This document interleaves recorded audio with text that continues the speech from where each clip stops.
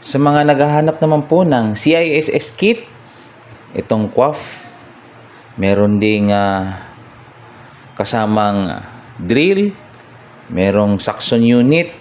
Ito, kasali na rin ito yung elbow plug, rubber plug, at syringe.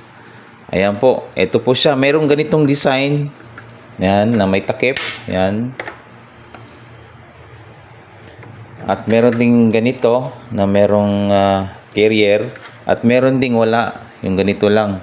So, pakiclick lang po yung view products dyan sa baba at mapupunta po tayo sa seller na nagbebenta po nitong CISS kit ng pang Canon IP2770, Canon MP237, yung iba, yung kino-convert nila yung MG series, MG2570 at saka yung TS207.